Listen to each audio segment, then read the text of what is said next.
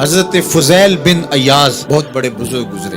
جوانی کا زمانہ تھا تو ایک خاتون سے آشنائی ہو گئی، محبت کا ربط قائم ہو گیا. تو ظاہرہ جوانی مستانی ہوتی ہے اور جنون کا ایک شعبہ کہا گیا ہے جوانی کو، اور پھر دل میں اس طرح کے رجحان پیدا ہو جائیں تو پھر وہ جنون کئی گنا بڑھ جاتا ہے. تو اس کے ساتھ وقت طے کیا اور اس کے ملنے کے لیے بے تابی کے ساتھ ان گھڑیوں کا، ان لمحوں کا انتظار کرنے لگے. خیر جب وہ وقت آیا تو اس کے گھر کی طرف چلے اور اس کے گھر کی دیوار پھلانگنے لگے تھے کہ ساتھ والے مکان سے کسی قاری قرآن کی تلاوت کی آواز کانوں میں پڑی، اور وہ پڑھ کیا رہا تھا، الم یان للذین آمنوا ان تخشع قلوبهم لذکر اللہ وما نزل من الحق. کیا اہل ایمان پہ وہ وقت نہیں آیا کہ ان کے دل اللہ کے ذکر اور اللہ کی یاد، اس کی محبت میں تڑپ اٹھیں اور وہ خوف خدا میں مبتلا ہو، اور جو نازل ہوا قرآن، اس قرآن کی محبت میں اس کے دل میں خشیت پیدا ہو. بس یہ کانوں میں پڑنے کی دیر تھی کہ دوبارہ گلی میں چھلانگ لگائی اور کہا میرے اوپر وہ وقت آ گیا ہے،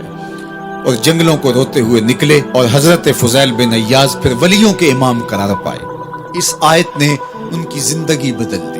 کسی کی 30 سال، کسی کی 40 برس، کسی کی 50 سال، کسی کی 60 سال زندگی یہاں موجود لوگوں میں سے کسی کی اس سے بھی زیادہ اور کسی کی کم.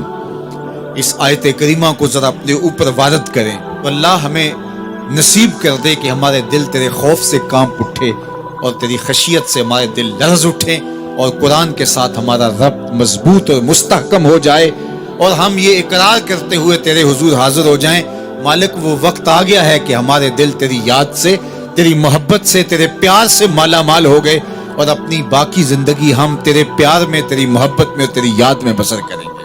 حدیث پاک میں آتا ہے کہ اگر کوئی شخص اللہ کے خوف سے رویا اور اللہ کے خوف سے رونے کی وجہ سے اس کی پلکوں کے بالوں میں سے ایک بال کی جڑ گیلی ہو گئی تو قیامت کے دن وہ بال کھڑا ہو جائے گا، اللہ یا تو مجھے نکال لے یا اسے جنت عطا فرما دے.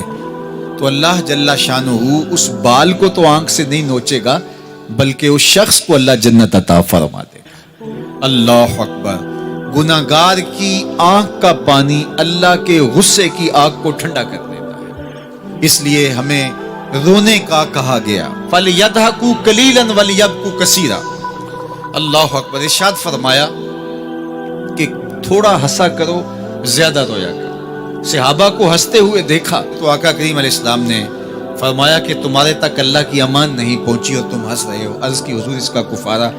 تو فرمایا اس کا کفارہ یہ ہے کہ جتنا ہنسے ہو اتنا ہی تمہیں رونا پڑے گا. میں اور آپ ذرا اپنی زندگی پر غور و تدبر کریں. ہماری زندگی میں ہنسنا زیادہ ہے یا رونا زیادہ ہے؟ سویر سے لے کر شام تک کہے زیادہ ہیں، ٹھٹھے زیادہ ہیں، مذاق زیادہ ہیں، لطیفے زیادہ ہیں، یا عبرتیں زیادہ ہیں؟ تفکر زیادہ ہے، تدبر زیادہ ہے، سوچ بچار زیادہ ہے، یاد الہی میں تڑپنا زیادہ ہے، آنکھوں سے یاد خدا میں بہنے والے آنسو زیادہ ہیں، یا غفلت سے پھوٹتے ہوئے کہے زیادہ ہیں؟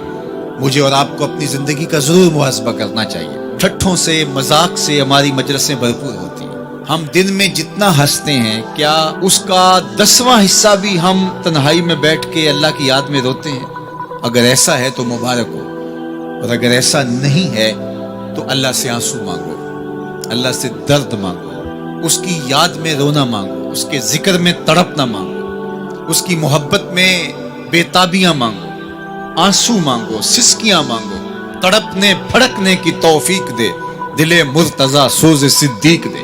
اس کے حضور عرض کرو کہ مالک ہمیں تڑپ دے، ہمیں سوز و گداز دے، ہمیں کیف و سرور کی دنیا نصیب فرما دے، ہماری آنکھوں کو آنسوؤں کا جمال عطا کر دے. اور اگر ہماری آنکھوں میں آنسو نہیں ہیں، ہمارے پاس کہے ہیں، کہتے ہیں جو ہنستا ہوا گناہ کرے گا وہ روتا ہوا جہنم میں جائے گا، اور جس نے یہاں دکھ سہے، تکلیفیں سہی، آلام سہے، اس کے بدلے میں اللہ تعالیٰ اس کو وہاں راحتیں عطا فرمائے گا. فرمایا کہ مومن کے پاؤں میں کانٹا بھی چبھے تو اللہ جل شانہ اس کا صلہ بھی اس کو قیامت کے دن عطا فرمائے گا.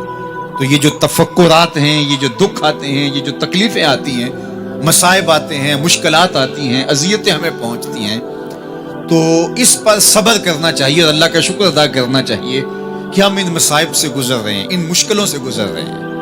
اور اگر کسی شخص کی زندگی میں دکھ ہے ہی نہیں، سکھ ہی سکھ ہیں، تو پھر وہ سمجھے کہ وہ فتنے میں مبتلا ہے۔ اس لیے زندگی کے اندر یہ آنے والی تکلیفیں، زندگی میں ملنے والے دکھ، اذیتیں، یہ اللہ تعالیٰ کی طرف سے ہمارے اوپر ایک انعام ہے، اور اللہ تعالیٰ جل شانہ اس کے بدلے میں ہمیں آخرت میں صلہ عطا فرمانے والا ہے۔ تو فرمایا رجل ذکر اللہ خالیا ففاضت عیناہ، وہ شخص جس نے تنہائی میں بیٹھ کے اللہ کا ذکر کیا، اللہ کو یاد کیا، اور پھر کیا ہوا؟ فرمایا اس کی آنکھوں سے آنسو ٹپکنے لگے۔ تو میرے اور آپ کے آقا و مولا نے فرمایا قیامت کے دن جب کوئی سایہ نہیں ہوگا، یاد الہی میں رونے والے کو اللہ اپنے عرش کا ٹھنڈا سایہ عطا فرما دے گا۔ تو یہ رونا بہت بڑی دولت ہے، یہ بہت بڑی سعادت ہے۔